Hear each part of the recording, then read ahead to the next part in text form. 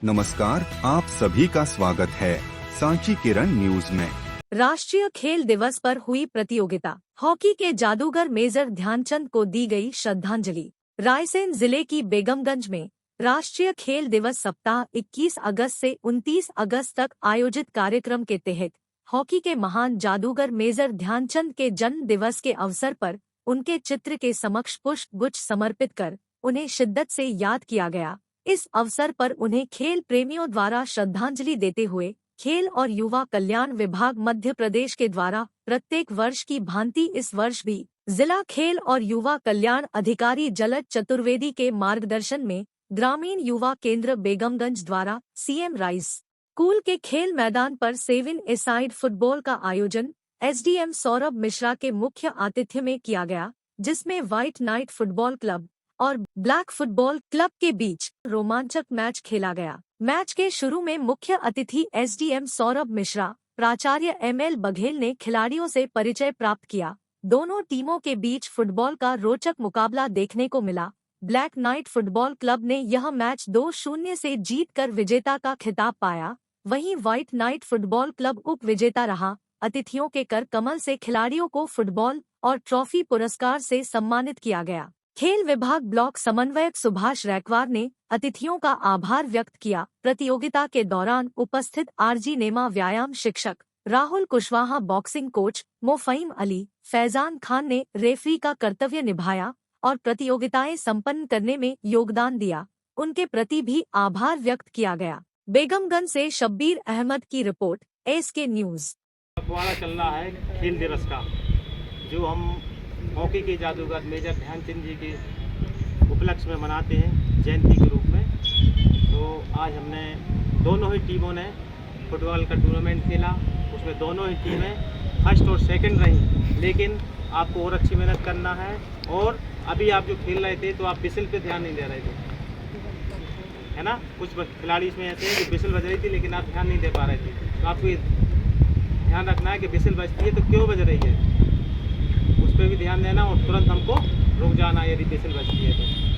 ठीक है, सभी के लिए शुभकामनाएं और हमारे एसडीएम महोदय जी का बहुत बहुत आभार, उन्होंने टाइम निकाला और इस प्रतियोगिता के लिए।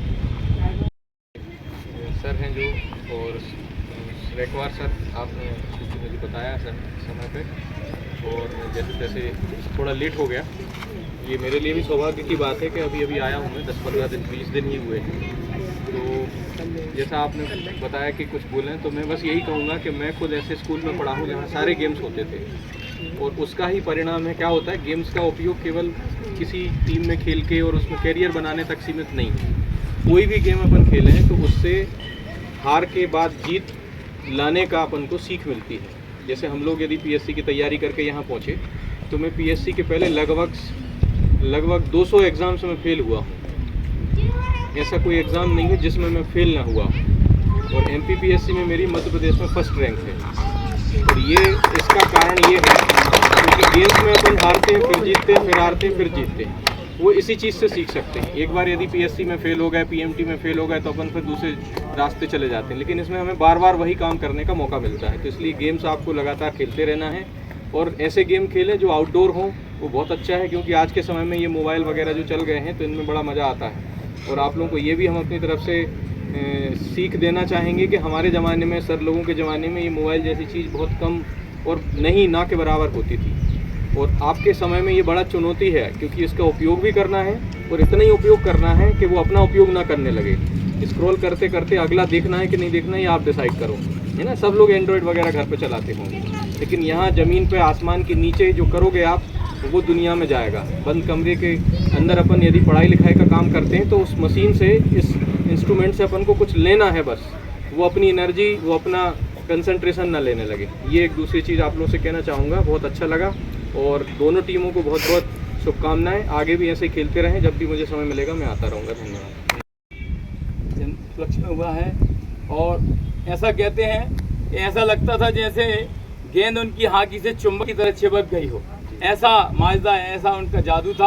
उन्हें जादूगर कहते थे, हॉकी का जादूगर। तो हमें निरंतर अच्छी चीज़ों से प्रेरणा लेना है, अच्छे खिलाड़ियों से जुड़ना है, उनके जीवन का दर्शन करना है, आज हम बहुत बहुत आभारी हैं, बहुत बहुत हम जो है कृतज्ञ हैं माननीय हमारे अनुविभागीय अधिकारी महोदय के, और उन्होंने जो हमें मार्गदर्शन दिया है, जो आशीर्वाद दिया है, वो हमें केवल खेल नहीं जीवन के पथ पर भी अग्रसर करेगा।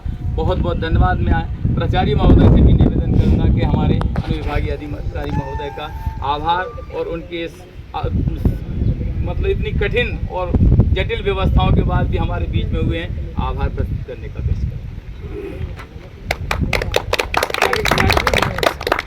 ये जीवन में याद रखना, शिक्षा तो जरूरी है ही, लेकिन शिक्षा के साथ साथ खेल भी जरूरी। जब शरीर स्वस्थ रहेगा तो आपको पढ़ाई में ही मन लगेगा और सब बढ़िया रहेगा। इस अवसर पर अनुभागीय अधिकारी महोदय पधारे, हम उनका हार्दिक स्वागत करते हैं।